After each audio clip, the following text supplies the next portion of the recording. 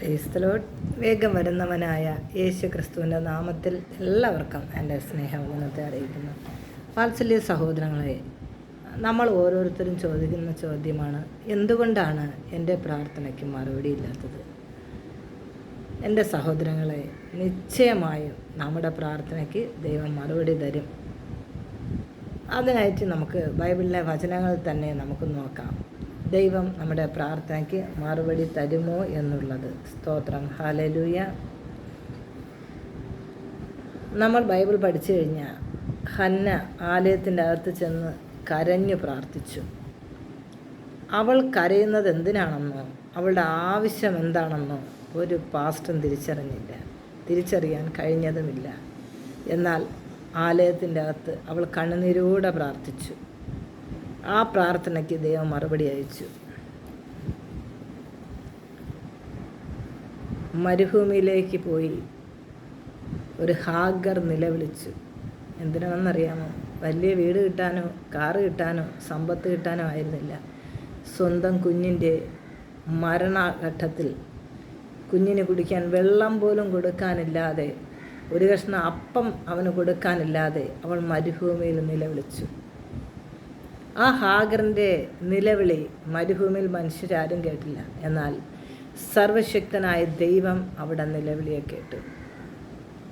കർത്താവ് അവിടെ കണ്ണുകളെ തുറന്നു. ഇന്ന് പകൽക്കാലം ദൈവം ഒരുക്കിയിരിക്കുന്ന നന്മകൾ കാണുവാനും അതനുഭവിക്കുവാനും നമുക്ക് കഴിയണമെങ്കിൽ നമ്മുടെ ആത്മീയ കണ്ണൊന്ന് തുറക്കണം.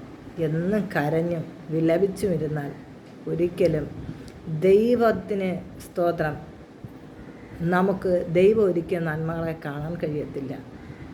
എന്തുകൊണ്ട് എനിക്ക് ഈ രോഗം, എന്തുകൊണ്ട് എനിക്ക് ഈ ഞെരുക്കം, എന്തുകൊണ്ട് എനിക്ക് മാത്രം ഈ കഷ്ടത, ആർക്കുമില്ലാത്ത പ്രശ്നങ്ങൾ, ആർക്കുമില്ലാത്ത പ്രതികൂലങ്ങൾ, ഞാൻ ചെയ്യുന്നതെല്ലാം നന്മയാണല്ലോ, എന്തുകൊണ്ടാണ് എനിക്ക് മാത്രം ഈ കഷ്ടം? എൻ്റെ സഹോദരങ്ങളെ,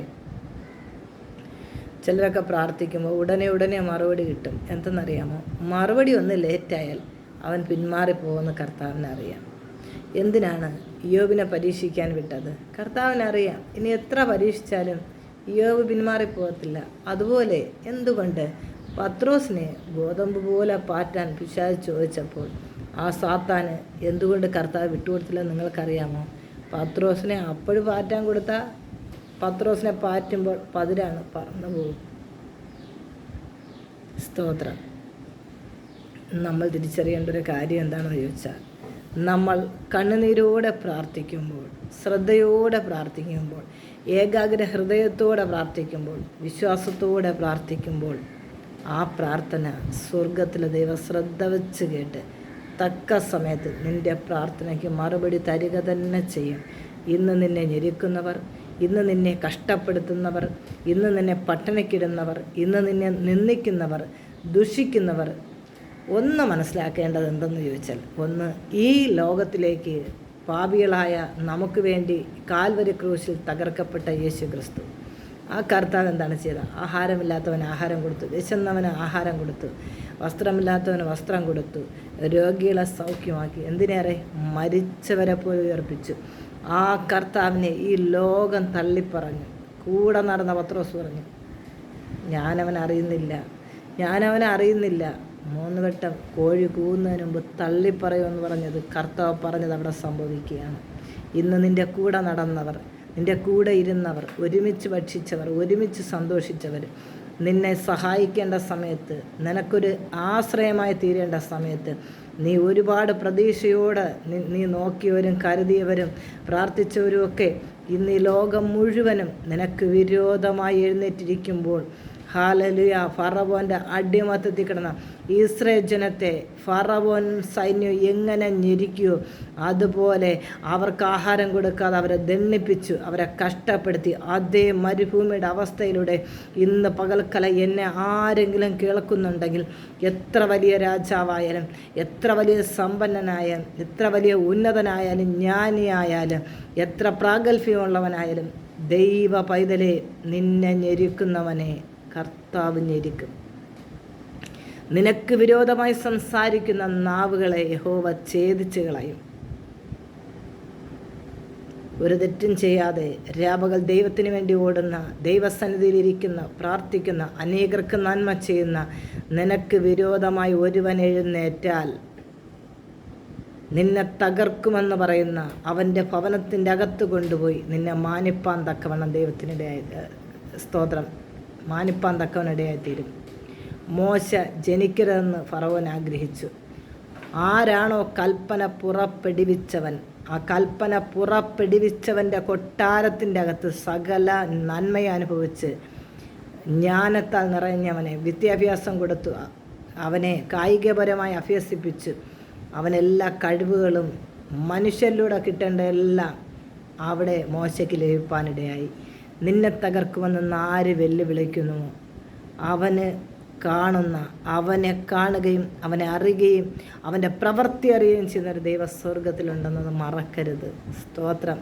ബൈബിൾ പഠിച്ചു കഴിഞ്ഞാൽ ആരെല്ലാം ദൈവമക്കൾക്ക് വിരോധമായി എഴുന്നേറ്റോ, ആരെല്ലാം നിന്നെ പീഡിപ്പിച്ചോ, ആരെല്ലാം നിന്നെ ഞെരുക്കിയോ, ആരെല്ലാം നിന്നെ കരയിപ്പിച്ചോ, അവരെല്ലാം മുട്ടുമടക്കുന്നൊരു സമയം വരും. മറ്റുള്ളവർക്ക് ആഹാരം വെച്ചും ഒരുക്കിയും വിളമ്പിയും കൊണ്ടുപോയി കൊടുത്ത സ്ഥാനത്ത് ഒരു കറിവേപ്പില പോലെ നിന്നെ എടുത്ത് കളഞ്ഞ വ്യക്തി ജീവിതങ്ങൾ അവർ സ്വസ്ഥതയോടെ ഇരുന്ന് ആരാധിക്കത്തില്ല, സമാധാനത്തോടെ കിടന്നുറങ്ങത്തില്ല. എന്തെന്നറിയാമോ? ഒരു ദൈവ പൈതൻ്റെ കണ്ണുനീര് അവൻ്റെ ഭവനത്തിലുണ്ട്.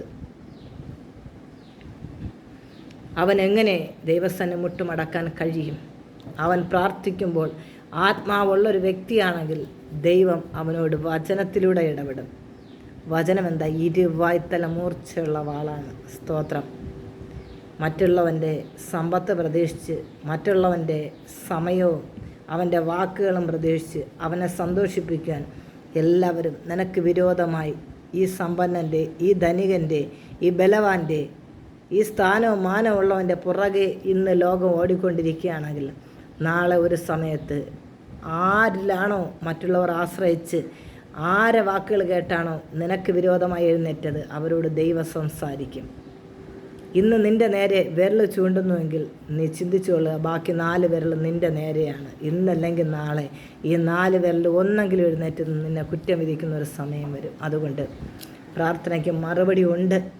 നിൻ്റെ ഉപവാസം, നിൻ്റെ പ്രാർത്ഥന, നിൻ്റെ കണ്ണുനീര് ഇതൊക്കെയും തുരുത്തിയിലാക്കി വയ്ക്കുന്നൊരു ദൈവമുണ്ട്. പുറമേ നോക്കുമ്പോൾ നീ ഒരു അഹങ്കാരിയായി തോന്നും, തൻ്റെടിയായി തോന്നും. എന്തെന്നറിയാമോ? സത്യം വിളിച്ച് പറയുന്നത് കൊണ്ട്. മൊർദെഖായി ദൈവസന്നിധിയിൽ ഉപവസിച്ചു, പ്രാർത്ഥിച്ചു, കരഞ്ഞു. ഹാമാൻ ഇത് കണ്ട് പല്ല് കടിച്ച് ഒടുവിൽ ഉരുകി പോകാൻ തക്കവനിടയായി തീർന്നു. നിനക്ക് വിരോധമായി നിന്നെ കൊന്നുകളയുവാൻ ആരാണോ പദ്ധതി ഒരുക്കുന്നത്, ഹാമാൻ ഒരുക്കിയ കഴുമരത്തിൽ ഹാമാൻ തന്നെ തൂങ്ങും. നിനക്ക് വിരോധമായി ഉരുട്ടുന്ന ഓരോ കല്ലും നിൻ്റെ നേർ കുരുണ്ട് വരും. മറക്കരുത്. നീ ആർക്ക് വിരോധമായി സംസാരിക്കുന്നുവോ, നീ സംസാരിക്കുന്ന ഓരോ വാക്കിനെയും തൂക്കി നോക്കുന്ന ഒരു സർവശക്തനായ ഒരു ദൈവമുണ്ട്. നിൻ്റെ ആരോഗ്യത്തെ എടുത്ത്, നിൻ്റെ സമ്പത്തിനെ എടുത്ത്, നിൻ്റെ സമയത്തെ എടുത്ത്, നിൻ്റെ നന്മകളെ കൊള്ളയടിച്ച ആ കൊള്ളക്കാരൻ ആരായിരുന്നാലും ആ ഫറവോനെ, സൈന്യത്തെ ദൈവം ചെങ്കടലിൽ മുക്കിക്കൊല്ലുന്നൊരു സമയമുണ്ട്. സ്തോത്രം. ഈ ലോകം മുഴുവനും ഈ ഫറവോൻ്റെ പക്ഷത്ത് നിന്നാലും ഞൊടി നേരം കൊണ്ട് സർവശക്തനായ ദൈവം അവനെ മുക്കിക്കൊല്ലുവാൻ തക്കവണ്ണം ഇടയായിത്തീരും. ഹല്ലേലൂയ. എന്നെ കേൾക്കുന്ന ദൈവപൈതലേ, കരയണ്ട, കണ്ണുനീര് തുടക്കി, ഭാരപ്പെടണ്ട, ഒന്നിനെ കുറിച്ചോർത്ത് നീ വിചാരപ്പെടണ്ട. നിൻ്റെ ഭാരത്തെ അപ്പൻ്റെ ചുമലിലേക്ക് ഇറക്കി വയ്ക്കുക.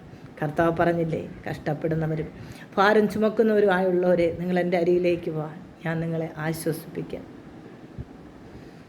നിനക്ക് വിരോധമായി സംസാരിക്കുന്ന വ്യക്തിക്കും ഒരൊറ്റ നാവേ ഉള്ളൂ. അവ എന്ത് സംസാരിക്കണം, എങ്ങനെ സംസാരിക്കണം എന്ന് ഇനി ആ വ്യക്തിയല്ല, ദൈവം തീരുമാനിക്കും. നിനക്ക് 2 കാലുകളുണ്ടെങ്കിൽ നീ ആ കാലുകൊണ്ട് എവിടെയാണ് ഓടുന്നത്? നീ എങ്ങോട്ടാണ് ഈ പായുന്നത്? ആർക്ക് വിരോധമായി സംസാരിക്കാനാണ് നിങ്ങൾ കൂടി ആലോചിക്കുന്നത്? ഇന്ന് പകൽക്കാലം മടങ്ങി വരിക, മാനസാന്തരപ്പെടുക. കർത്താവിൻ്റെ വരവ് വാതിൽക്കലെത്തി. ഒരുവൻ വിളിച്ചു പറഞ്ഞു, ഞാനൊരു പെട്ടകം ഉണ്ടാക്കി, എല്ലാവരും ഓടിക്കയറുക, നിങ്ങൾ രക്ഷപ്പെടുക. പെരുമഴ പെയ്യാനായി പോകുന്നു, ജലപ്രളയം ഉണ്ടാകാൻ പോകുന്നു. ഒരു മനുഷ്യനും അത് ശ്രദ്ധിച്ചില്ല. അത് ശ്രദ്ധിച്ച, അതനുസരിച്ച നോഹയും കുടുംബവും രക്ഷിക്കപ്പെട്ടു. അത് രക്ഷപ്പെട്ടു. ഹല്ലേലൂയ, സ്തോത്രം. എന്ന പകൽക്കാലം എന്നെ കേട്ട് കരഞ്ഞുകൊണ്ടിരിക്കുന്ന സഹോദരീ സഹോദരന്മാരെ, നിങ്ങൾ ഇതുവരെ യേശുവിനെ രക്ഷകനായി സ്വീകരിച്ചില്ല എങ്കിൽ ഇന്ന് പകൽ, ഇന്നത്തെ ദിവസം നിങ്ങളുടെ ദിവസമാണ്. നിങ്ങൾ മാനസാന്തരപ്പെട്ട് സ്നാനപ്പെട്ട് പിതാവിൻ്റെയും പുത്രൻ്റെയും പരിശുദ്ധാത്മാവിൻ്റെ നാമത്തിൽ സ്നാനപ്പെട്ട് ദൈവത്തോട് ചേർന്ന് ജീവിക്കുക. രക്ഷിക്കപ്പെടുന്നവരെ ദിനം പ്രതി ദൈവം സഭയോട് ചേർത്ത് കൊണ്ടിരുന്നു. ആ സഭയെ ചേർക്കുവാനാണ് കർത്താവ് വീണ്ടും വരുന്നത്. അതിനുവേണ്ടി പ്രാർത്ഥനയോടെ, യാചനയോടെ, ഉപവാസത്തോടെ, കണ്ണുനീരോടെ പ്രാർത്ഥിക്കുക. നിശ്ചയം നിൻ്റെ പ്രാർത്ഥനയ്ക്ക് മറുപടി ഉണ്ട്. നിന്നെ മറക്കുന്ന ദൈവമല്ല, നിന്നെ ഓർക്കുന്ന ദൈവം. നീ എവിടെ തകർന്നു, നിന്നെ എവിടെ ചവിട്ടി താഴ്ത്തിയോ അവിടെ നിന്ന് നീ ഉയരും. കർത്താവ് എല്ലാവരെയും അനുഗ്രഹിക്കട്ടെ. God bless you. Have A nice day.